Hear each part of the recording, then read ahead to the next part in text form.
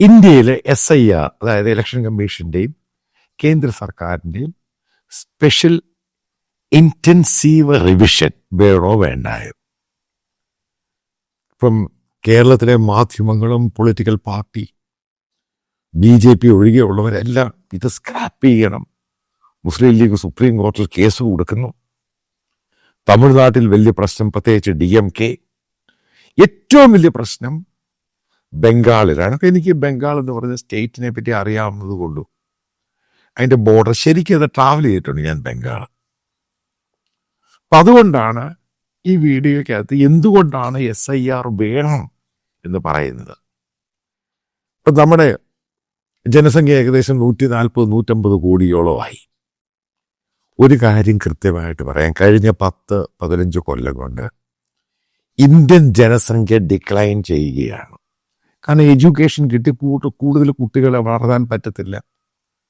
നഗരങ്ങളിലുള്ള കുട്ടികൾ അധികം വിദേശത്ത് പോകുന്നു. ഇതിൻ്റെ പേരിൽ തന്നെയാണ് RSSും മറ്റ് സംഘപരിവാറും മറ്റ് പല ആൾക്കാരും പറയുന്നത് കൂടുതൽ കുട്ടികൾ വേണമോ. ഇത് വെറുതെ പറയുന്നതല്ല. കുട്ടികളുടെ എണ്ണവും ജനസംഖ്യയും ഇന്ത്യ ഡിക്ലൈൻ ചെയ്യാൻ തുടങ്ങി. അതാണ് യാഥാർത്ഥ്യം. പിന്നെ ഡിക്ലൈൻ ചെയ്യുമ്പോൾ എങ്ങനെയാണ് ഇത്രയും ആൾക്കാർ കൂടുതൽ വരുന്നത്? ഇതാണ് ചോദ്യം. ഏതായാലും നമ്മുടെ ഇന്ത്യയിലെ ഒരു സിസ്റ്റത്തിനകത്ത് ഇപ്പം ഏത് സ്റ്റേറ്റാണ് ഭരിക്കുന്നത്, ആ സ്റ്റേറ്റുമായി ബന്ധപ്പെട്ടുള്ള പൊളിറ്റിക്കൽ പാർട്ടീസ്, അവരുടെ പൊളിറ്റിക്കൽ അഫിലിയേറ്റഡ് ആയിട്ടുള്ള ഗവൺമെൻറ്റിൻ്റെ ഓർഗനൈസേഷൻ, അവരുമായിട്ട് ബന്ധം, അവർ ത്രൂ അപ്പോയിൻമെൻറ്റ്, ട്രാൻസ്ഫർ, മറ്റുള്ള കാര്യങ്ങൾ നടക്കുന്നു. അതായത് നമ്മുടെ സിസ്റ്റം ഹൈലി കറപ്റ്റഡാണ്. അതുകൊണ്ട് യഥാർത്ഥ പല കണക്കുകളും പലയിടത്തും വരുന്നില്ല, ശരിക്കുമുള്ള കണക്കുകൾ, പ്രത്യേകിച്ചും ബംഗാളിനെ പറ്റി. കാരണം നിങ്ങളിപ്പോൾ ബംഗാളിൽ ബംഗ്ലാദേശിൻ്റെ അടുത്ത് കിടക്കുന്ന മുഷീറാബാദ്, അല്ലെങ്കിൽ കൽക്കട്ടയിലെ ഹൗറ, അങ്ങനെ പല പ്രദേശം, ഇവിടുത്തെ ചേരി പ്രദേശവും, അതേപോലെ തന്നെ നോർത്ത് ബംഗാൾ സൈഡിലുള്ള സിലിഗുഡി, അതിൻ്റെ തൊട്ടടുത്ത് കിടക്കുന്ന ബോർഡറായിട്ട് കിടക്കുന്ന ആ ചിക്കൻ നെക്ക് എന്ന് പറയുന്ന ആ ഭാഗത്തായിട്ട് കിടക്കുന്ന ഇഷ്ടം പോലെ കോളനികളുണ്ട്. ഇവിടൊക്കെ താമസിക്കുന്ന ഭൂരിഭാഗവും, അതായത് 95% ഈ ബംഗ്ലാദേശിൽ നിന്ന് വന്ന ഇല്ലീഗൽ ഇമിഗ്രൻസ് ആണ്. അതേപോലെ തന്നെ ആസാമിലും ഇവർ നോർത്ത് ഈസ്റ്റിൽ കയറാന്നുണ്ടെങ്കിൽ പിന്നെ അവിടെയുള്ള പല ആൾക്കാരും, നോർത്ത് ഈസ്റ്റിൻ്റെ പല ആൾക്കാരും അവരെ എതിർത്തു. പിന്നെ അവരെ കയറാൻ തുടങ്ങിയില്ല, അവരെ അടിച്ചോടിച്ചു പലയിടത്തും. പക്ഷെ ത്രിപുരയിൽ അവർ കയറിയിട്ടുണ്ട് ഇഷ്ടം പോലെ. നിങ്ങൾ മനസ്സിലാക്കുന്നതിൻ്റെ ബേസ് എന്ന് പറയുന്നത് മമതാ ബാനർജിയുടെ ഒരു ചെറിയ റാലിയൊക്കെ ഇത്രയും ആൾക്കാർ എവിടുന്നേ വരുന്നേ. അവരങ്ങനെ ഒരു മൈനോറിറ്റി ആയിട്ടുള്ള ബംഗ്ലാദേശി മുസ്ലിങ്ങൾക്ക് വേണ്ടി ഒരു വലിയ ബേസ് ഉണ്ടാക്കി കൊടുത്ത് അവിടുത്തെ സ്റ്റേറ്റ് അപ്പാരറ്റസ് ഉപയോഗിച്ച് അവർക്ക് ആധാർ കാർഡ് ഉണ്ടാക്കി, വോട്ടേഴ്സ് കാർഡ് ഉണ്ടാക്കി, ഇവർ പെർമനന്റ് വോട്ടാണ്. എങ്ങനെ വന്നാലും അവർക്ക് അവിടെ TMC അവിടെ ജയിക്കത്തുള്ളൂ. എല്ലാം ഇല്ലീഗലായിട്ട് കയറി വന്നവർ. നിങ്ങൾ ആലോചിച്ച് നോക്ക്, ഒരിക്കല് ഒറീസയിലുണ്ടായ ട്രെയിൻ അപകടം, 2 ട്രെയിനുകൾ തമ്മിൽ കൂട്ടിമുട്ടി. ഒന്ന് കൽക്കട്ടയിൽ പോകുന്ന, കൽക്കട്ടയിൽ നിന്ന് വരുന്നത്. അതിനകത്ത് കൊല്ലപ്പെട്ടതിൽ ഭൂരിഭാഗവും ബംഗ്ലാദേശിൽ നിന്നുള്ളവരായിരുന്നു.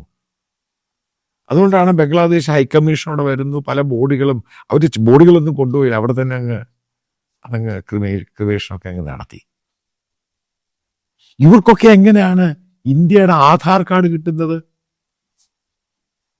ആധാർ കാർഡ് വേണമെങ്കിൽ ഇന്ത്യൻ സിറ്റിസൺ ആണെങ്കിൽ അങ്ങനെ ആ ആധാർ കാർഡ് ഉണ്ടാക്കി ഡ്യൂപ്ലിക്കേറ്റ് കാർഡ് ഉണ്ടാക്കുന്നു, ആ കാർഡ് ഉണ്ടാക്കുന്നു, പിന്നീട് അവർക്ക് വോട്ടേഴ്സ് കാർഡ് ഉണ്ടാക്കുന്നു. ഇവർക്കൊക്കെ എങ്ങനെയാണ് ഇന്ത്യയുടെ വെൽഫെയർ, ഗവൺമെന്റിന്റെ പല സ്കീമുകൾ, സ്റ്റേറ്റിന്റെ സെൻട്രലിന്റെ ഒക്കെ വെൽഫെയർ കിട്ടുന്നത്? ഈ പല ആൾക്കാർ എങ്ങനെയാണ് ഇല്ലീഗലായിട്ട് ബാക്ക്ഡോറിൽ കൂടെ ഇന്ത്യൻ സിറ്റിസൺ ആവുന്നത്? അതിനകത്ത് ഒരു പൊളിറ്റിക്കൽ പാർട്ടി മാറി നിൽക്കുകയൊന്നും വേണ്ട. ഞാൻ തന്നെ ഡൽഹിയുടെ കാര്യം പറയാം.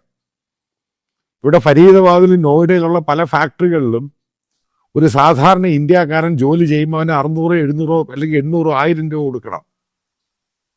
ഇല്ലീഗലായിട്ട് വരുന്ന ബംഗ്ലാദേശികൾ, ഞാൻ പറഞ്ഞത് നമ്മുടെ ബംഗാളികളുടെ കാര്യമല്ല, അവന് 300-400 കൊടുക്കുന്ന ഒരു വീടെടുക്കുന്നു, ഒരു ചെറിയ വീടെടുക്കുന്നു, അവിടെ ഈ പറയുന്ന പോലെ സെല്ല് പോലെ 10-15-20 പേര് താമസിക്കുന്നു, ചിലപ്പോൾ കുടുംബവും കാണും അതിൻ്റെ അകത്ത്. അതായത് ഇന്ത്യ മുഴുവനും ഡിസ്മാൻഡിൽ ചെയ്യാവുന്ന രീതിയിൽ ഏകദേശം 2 കോടിയോളം ബംഗ്ലാദേശികൾ ഇന്ത്യയിലുണ്ട്. പുതിയ കണക്കുകൾ അനുസരിച്ച് ഇതിൽ 60-70 ലക്ഷം പേര് ഇന്ത്യൻ വോട്ടേഴ്സായി. എങ്ങനെ വോട്ടേഴ്സായി? ഇതൊന്നും ഉത്തരം കൊടുക്കുന്നില്ല പല സ്റ്റേറ്റുകൾ, ഇൻക്ലൂഡിങ് തമിഴ്നാട് ഉത്തരം കൊടുക്കുന്നില്ല. കാരണം DMK-യുടെ വോട്ട് ബാങ്കാ. ഈ പശ്ചിമ ബംഗാളില് ഈ ഇല്ലീഗലായിട്ട് വന്നിരിക്കുന്ന ബംഗ്ലാദേശി മുസ്ലിംസുകൾ അവിടുന്ന് പോയി കഴിഞ്ഞാൽ പേര് വരെ, ഹിന്ദു പേരുകൾ വരെ ആക്കിയിട്ടുണ്ട്. എത്രയോ പേര് മുഷീറാബാദിൽ. കാരണം ഹിന്ദു പേരാണെങ്കിൽ സംശയം ഉണ്ടാവത്തില്ല. കാരണം CAA പ്രക്ഷോഭണ കാലത്ത് ഞാൻ ഈ ബംഗാളിൽ പോയ സമയത്ത് കണ്ടൊരു സംഭവമുണ്ട്. ഈ കൂടുതൽ ബംഗ്ലാദേശികൾ വന്ന് ഇല്ലീഗൽ ഇമിഗ്രൻ്റ് അവരൊന്നും താമസിക്കുന്ന സ്ഥലത്ത് റെയിൽവേ പാളങ്ങൾ പൊക്കി അങ്ങ് എടുത്തു, എല്ലാവരും കൂടെ ചേർന്ന്. ഏതെങ്കിലും ഇന്ത്യക്കാരന് ചിന്തിക്കാൻ പറ്റും അതുപോലെ? കാരണം അവന്റെ രാജ്യമല്ല. അപ്പൊ അവരെ സംരക്ഷിക്കുന്ന ഒരു പൊളിറ്റിക്കൽ കൂട്ടമുണ്ട് ഇന്ത്യയില്. അതുകൊണ്ട് ഇന്ത്യൻ ആഭ്യന്തരമന്ത്രി പറഞ്ഞതിനോട് പൂർണ്ണമായിട്ട് യോജിക്കുന്നു. ഒരു വിദേശി പോലും ഇല്ലീഗലായിട്ട് വന്നവൻ ഇന്ത്യയിൽ താമസിക്കാൻ പാടില്ല. അവനിവിടെ വോട്ടും കൊടുക്കാൻ, അവനിവിടെ ഇന്ത്യയുടെ ഒരു വെൽഫെയർ സ്കീമിലും മെമ്പറും അല്ല. പല ആൾക്കാർക്ക് വീടുണ്ട്, പല ആൾക്കാർ ഇവിടെ കല്യാണം കഴിച്ച് താമസിക്കുന്നില്ല. അവരെയൊക്കെ പുറത്താക്കണം ബേസിക്കലി. അതിനകത്ത് എന്ത് ഹ്യൂമനിറ്റേറിയൻ ഈ പറയുന്നത്? ഇവിടെ വരുന്നു, ഇവിടുത്തെ എല്ലാ സാഹചര്യം എടുത്ത് ജീവിക്കുന്നു, ജോലി കിട്ടുന്നു, ഷെൽട്ടർ കിട്ടുന്നു, അവസാനം ഇന്ത്യക്കെതിരെ ബോംബ് വെക്കാൻ മുമ്പിൽ നിൽക്കുന്നു. ഇതാണ് ഈ ബംഗ്ലാദേശി പ്രശ്നം എന്ന് പറയുന്നത്. ബേസിക്കലി ഇന്ത്യയുമായിട്ട് വലിയ ഡിസ്പ്യൂട്ട് തന്നെയാണ്.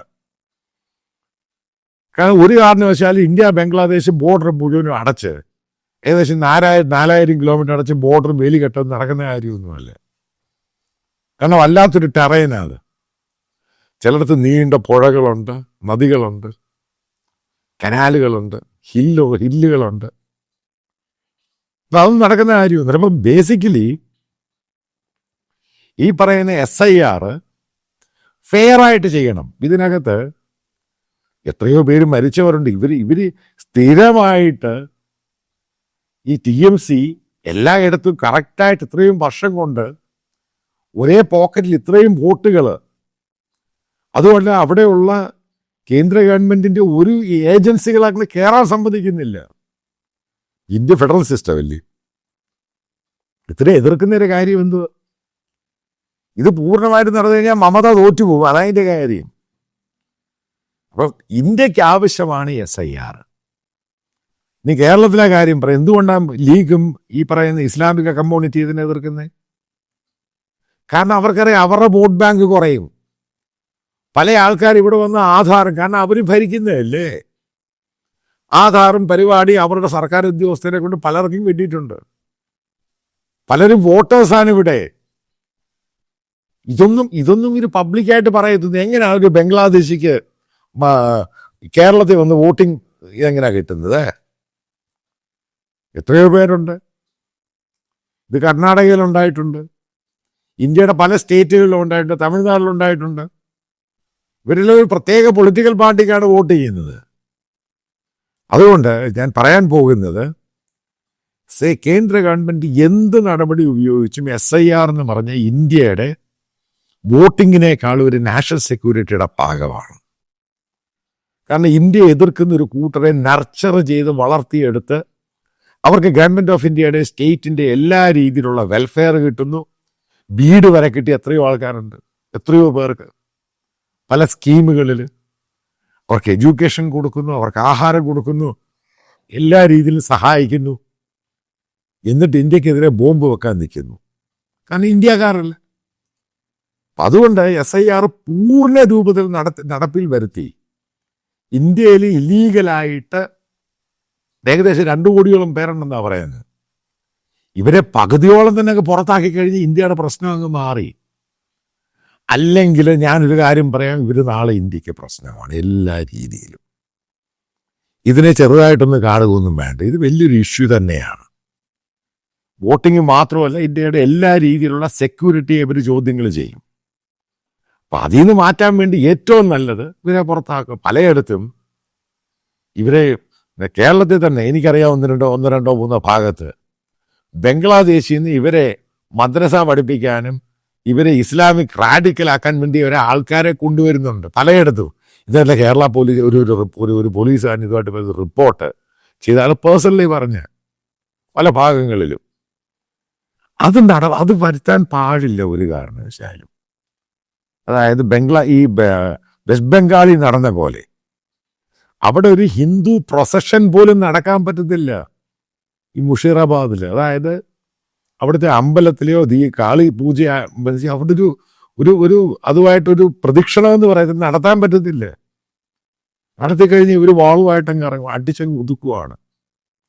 അപ്പൊ എന്തിനാ അതിൻ്റെ ആവശ്യം? ഈ പറയുന്ന ഇല്ലീഗൽ ഇമിഗ്രൻസ് ഇവിടെ വന്ന് ഇതുണ്ടാക്കുന്ന പ്രശ്നങ്ങൾ ചെറുതൊന്നുമല്ല.